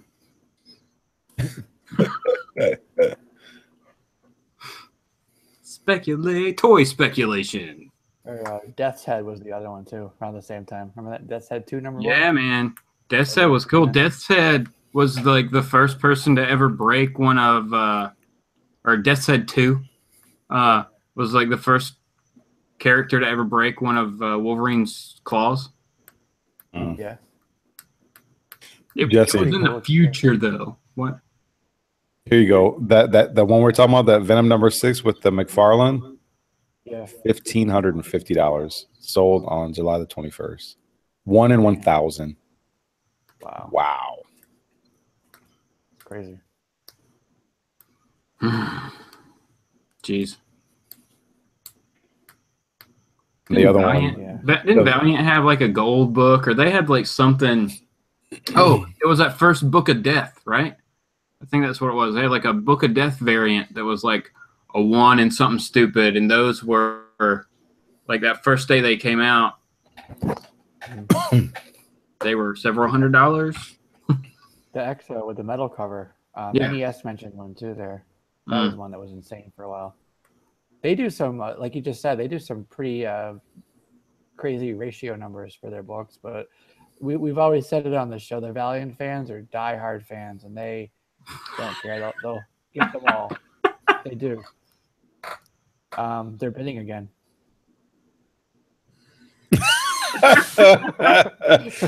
Dude, they're bidding on some. You guys are crazy. You guys are ready to spend some money. I know, right? It just got serious. Dang, I know, man. Shoot. You guys want to auction? Let's do an auction. Let me get some books real quick. Dang. Sunday, guys. Sunday. StrictlyComix, 7 p.m. Eastern.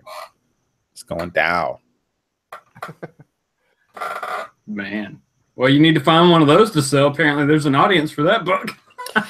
Actually, real quick, shout out to who was it? Master Splinter X. I know he's probably not watching, but he kind of informed me.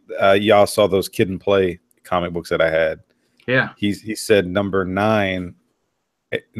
9. It has like Venom on the side. Kid and Play. Do you know the dance? Huh? Do you like the dance?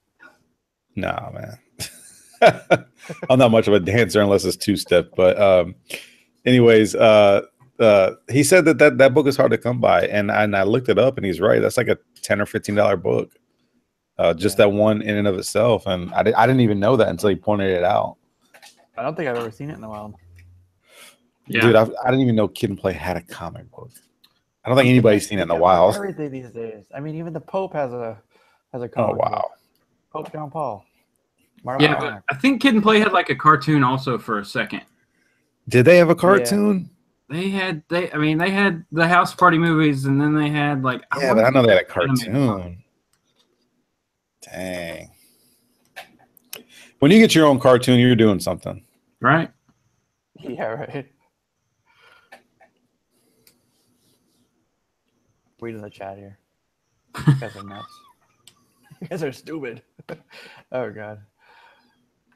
When a book costs more than money, it may not be worth it, guys. So, what's the consensus here with Marvel and their variant program and the gimmicks that they do? Like, I think we can all agree we're all around the same age. You know, we went through the 90s pretty much around the same time, around the same age. We like the shiny shit. We like the gimmicks. But the way that the company's going about, there you go. Looks great in a slab too.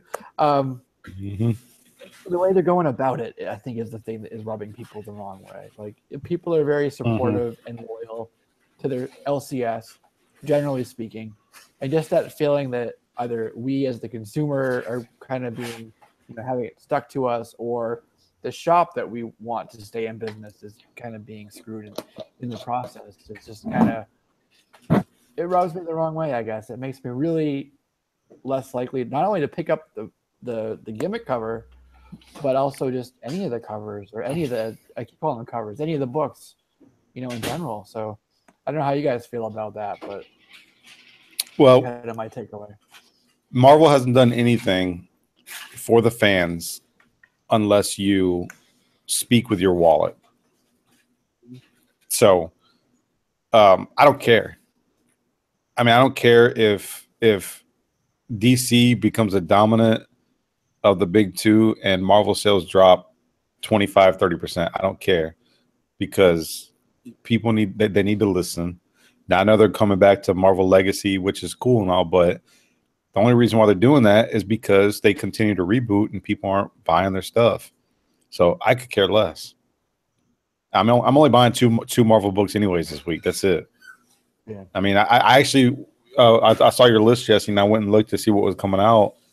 I think Marvel has the largest selection coming out of any publisher this week. So, I mean, yeah, so I'm like, man, I don't care. Yeah. Marvel, it seems like Marvel always has more books coming out. It's just they're not good. Yeah. It's the quality thing, you know. Yeah, Focus on exactly. the quantity. Fill up the new comic shelves with Marvel. Doesn't matter if it's shit. It just fill up the shelves. Yep.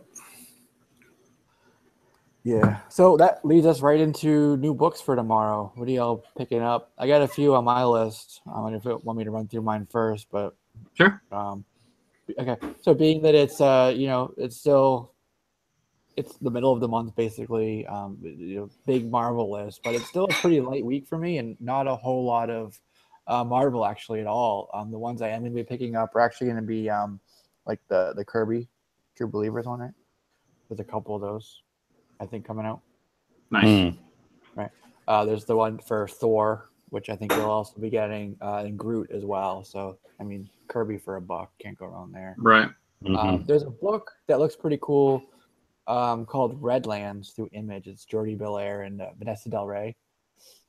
Looks pretty cool if you like, horror comics and stuff. And that was the one I was mentioning before with the gold retailer appreciation cover. It's the one per store thing, so it'll have the gold foil on it. Those do okay. They 10, 20, $30. If you get it for cover, then I think you're sitting pretty good on that. Edge of Venomverse, I like that, if not just for the Matina covers. We're getting Mr. Miracle coming out. Yeah, I'm picking that one up for sure. Yeah, for sure. The big thing that I'm really excited for, and I always talk about the story, but I be the first one to say I'm a cover guy as well. So when I heard that Art Germ was going back and doing some Supergirl covers, I was on board 100%. So he's doing the B covers now for a little while. Supergirl number 12 is coming out. I'll be jumping back on that book, I guess.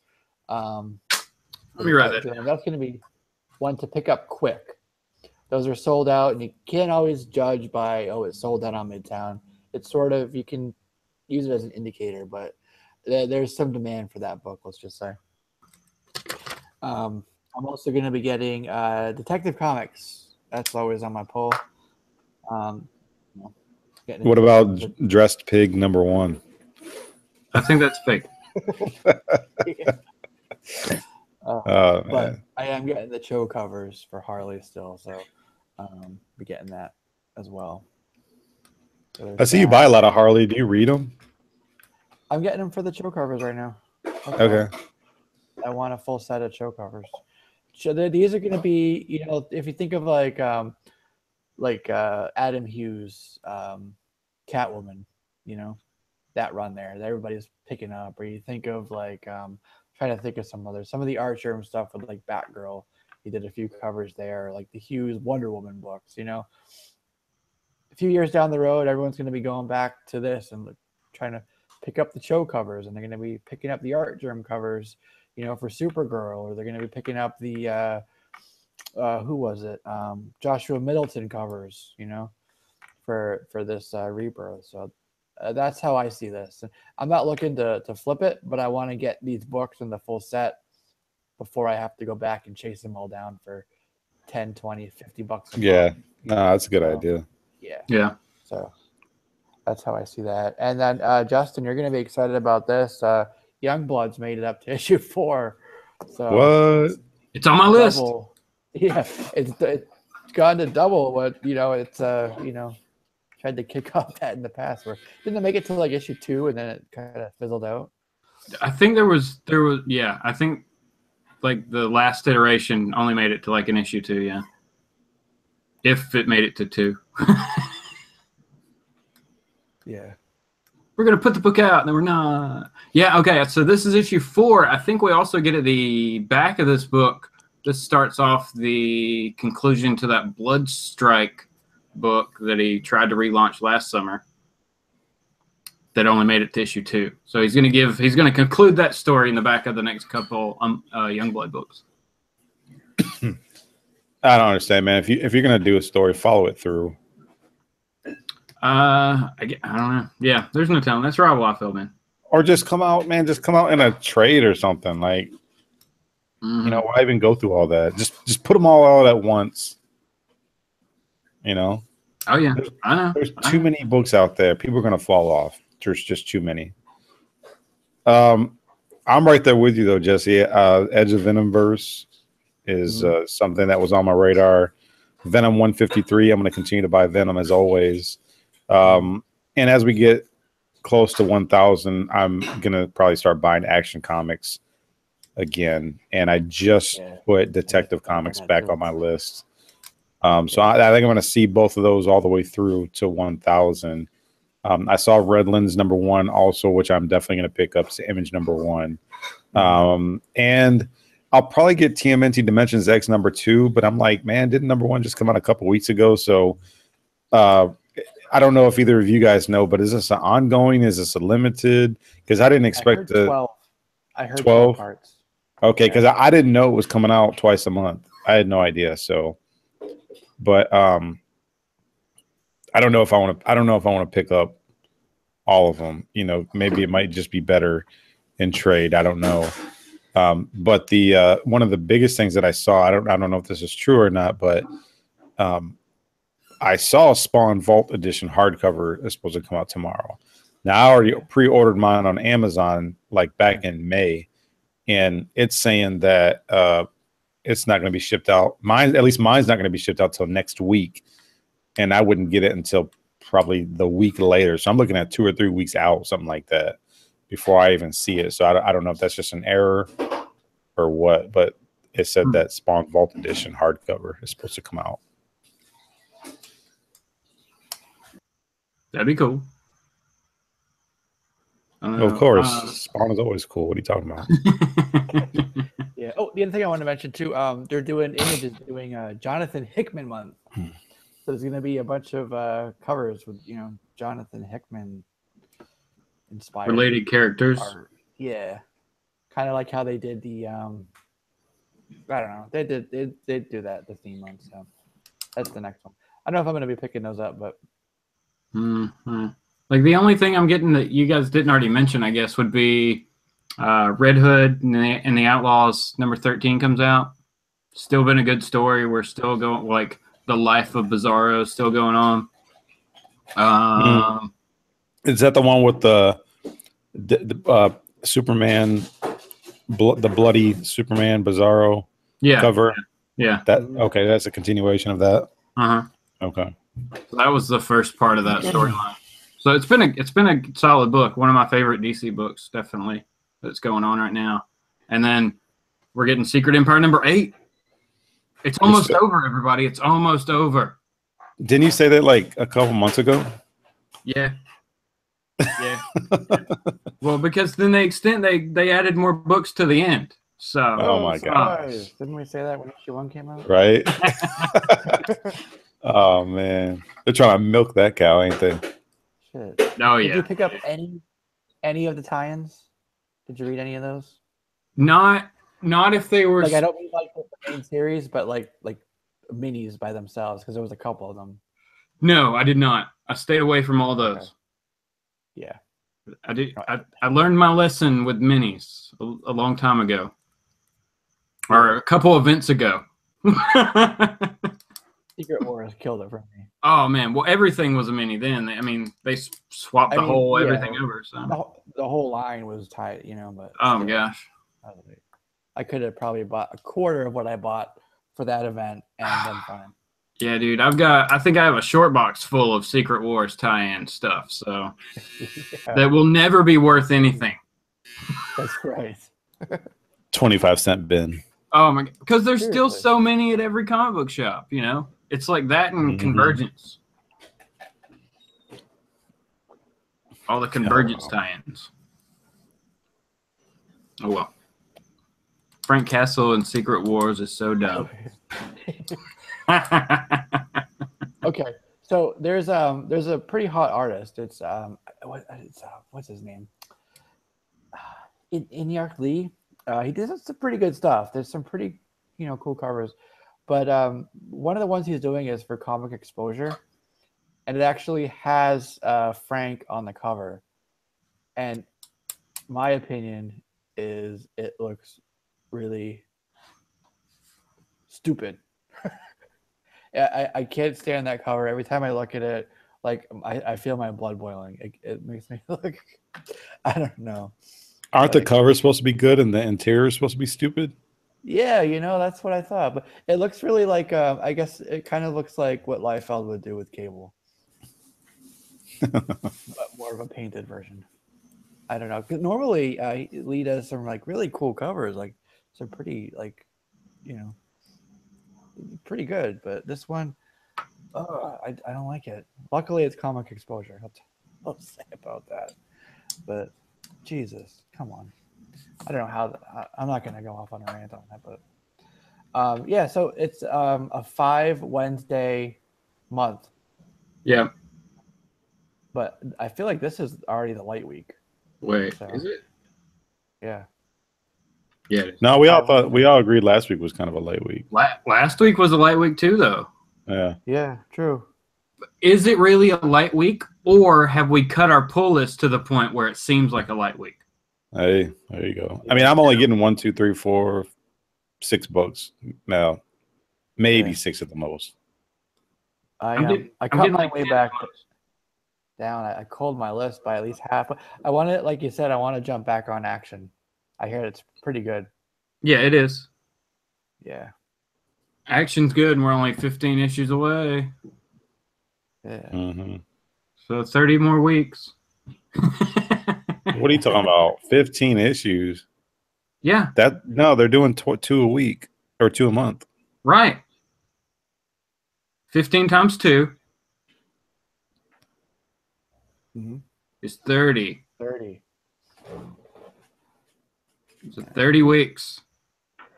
No, guys, it's not 30 weeks. It's like, wait, 2. Oh, wait. I'm sorry. I'm thinking like 7 months out, 7.5 months out. It'll be good. Okay. I'm sorry. Alex the Comic Quarter said that the Venom stuff is getting beat to heck. Marvel will give it a rest. I agree. Yeah. I think that's what they do. They kind of like they see a good idea, like the Venom covers. They were pretty cool when they started. There was a couple of them, and then they just freaking run with it and just run it into the ground. Or like they saw the Button and the lenticular covers, and they're like, "Oh, those are pretty cool, right?" People are going out and buy them. So shit, instead of doing a couple, let's do our whole line. So they take these good ideas and they just run it into the ground. I don't want to be Marvel hating, but right now I just. Well, but DC did it smart, Yeah. They like, it's only for this story arc. It's not cross everything wide. It's just like, here you go, 2 issues of each. And they don't have a crazy, yeah, there's no prerequisite for you to get those books. Yeah. Just a movie announcement.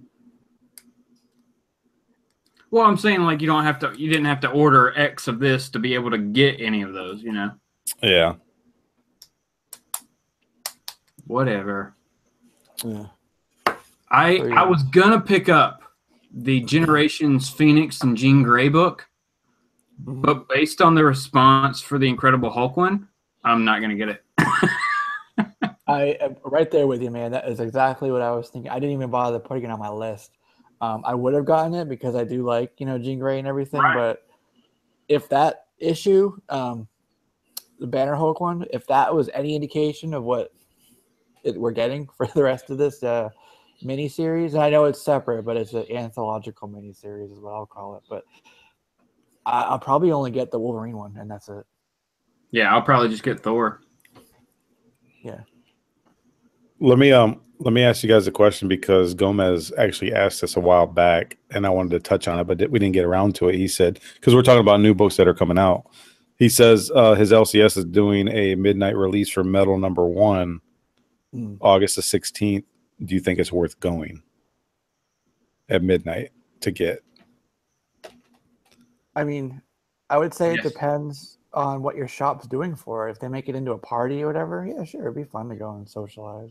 That was the avenue I was going with. It is, how often does your shop have a midnight release for a book? That's true.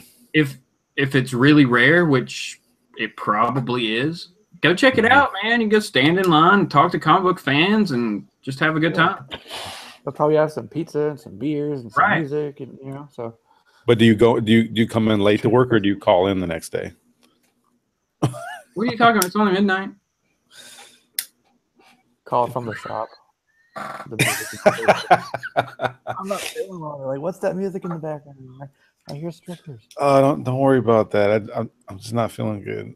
Whatever time you get in from the comic book store, you just go ahead and call work and leave them a voicemail right then. NLC wants Batman strippers. I mean, really? You wouldn't want Batgirl strippers or like? Yeah, way to go, NLC. Oh, he put his foot in his mouth right there, man. Batman strippers. Dude. Maybe Catwoman. I didn't know he swung that way. That's what I'm saying. Like, come on, Catwoman. Gotta get the Catwoman. Oh man. All right, guys. Well, it is getting up to about 10:30. So let's go ahead and get some final shout outs here, and we'll be on a merry way. But let's start with Justin. Hey. Shout out to everybody who showed up in the chat. We had an awesome bidding war going on there for a minute until Doom disrupted everybody. So that was awesome. Hilarious. But no, this has been a fun episode watching everybody in the chat and stuff. So had a really good time. I don't know. New stuff coming up this week. Got a haul. Sunday Morning Comics is going to be nuts this week. So everybody get ready for that. There's a massive box with a whole bunch of comics that has to be opened. A box of nuts. Oh. There's no telling what's in it. Nice. That'll be cool. I like your show that you do. It's always fun. Oh yeah. Good times there in the chat and everything. So yeah. Talking comics. Yeah, man. Comics. All right, Edwin. I gotta put this phone down, man. These guys in the chat, man, they're cracking me up. I turned the face of my phone down, guys. Anyways, not really doing a whole lot. Just fourth affordable auction Sunday, 7 p.m. Eastern. Hope people can chime in.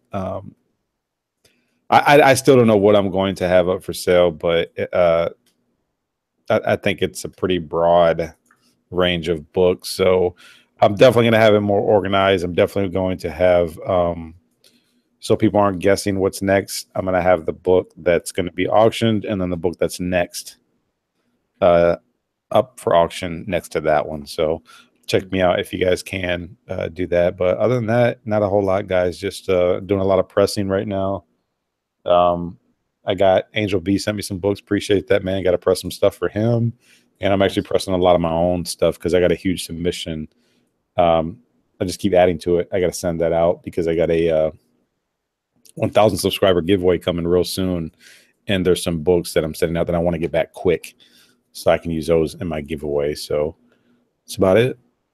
Sweet. Yeah. Guys, Edwin's told me a little bit about his idea for the giveaway. I'm not going to say anything here, but it sounds amazing. So definitely keep looking to his channel for news on that. You're going to want to participate. I'm telling you, you're going to want to participate. Yeah, it's going to be good. Yeah. Yeah. Everybody will want to jump in on this one. Yeah, absolutely. So yeah, so look for a haul video for me this week. We'll be back next Tuesday. Try to put up something. I really want to get back to some of those like history videos I was doing. So I might do one, a couple of those coming up. So look for that. But guys, if you have anything you want us to talk about or any questions for us for the show, hit us up here in the comments or Twitter. We're always on Facebook, so we're around. So yeah, don't be shy. Let us know what you want from the show or even from our individual channels. But yeah, if there's a topic that we've missed somehow, let us know. Right. Yeah. So that's it, guys. That's it for episode 53. We'll be back next Tuesday. And don't forget, only a couple more Tuesdays before we move over to Thursday. Thirsty Thursday, we used to call it back in my college dorm days. But that's for another video and another time. This video is over. We'll see you guys later. Have a good night. Bye, everybody.